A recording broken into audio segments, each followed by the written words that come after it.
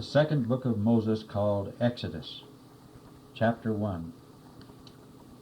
Now these are the names of the children of Israel which came into Egypt. Every man and his household came with Jacob: Reuben, Simeon, Levi, and Judah; Issachar, Zebulun, and Benjamin; Dan and Naphtali; Gad and Asher. And all the souls that came out of the loins of Jacob were 70 souls, for Joseph was in Egypt already. And Joseph died, and all his brethren, and all that generation. And the children of Israel were fruitful, and increased abundantly, and multiplied, and waxed exceeding mighty, and the land was filled with them. Now there arose up a new king over Egypt, which knew not Joseph.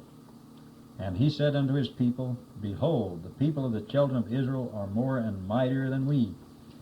Come on, let us deal wisely with them, lest they multiply, and it come to pass that when there falleth out any war, they join also unto our enemies, and fight against us, so get them up out of the land.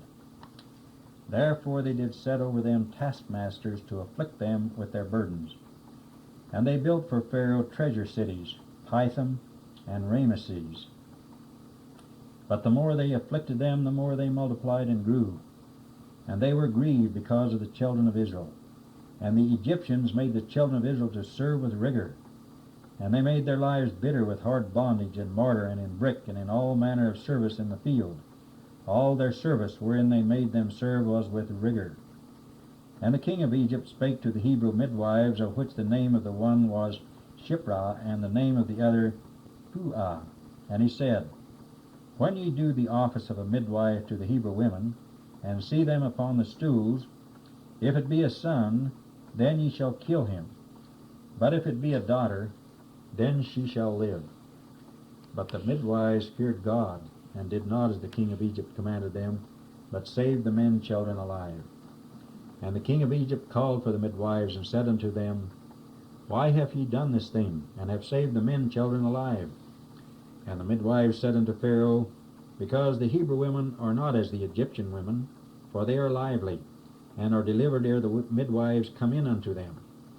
Therefore God dealt well with the midwives, and the people multiplied and waxed very mighty. And it came to pass, because the midwives feared God, that he made them houses. And Pharaoh charged all his people, saying, Every son that is born ye shall cast into the river, and every daughter ye shall save alive.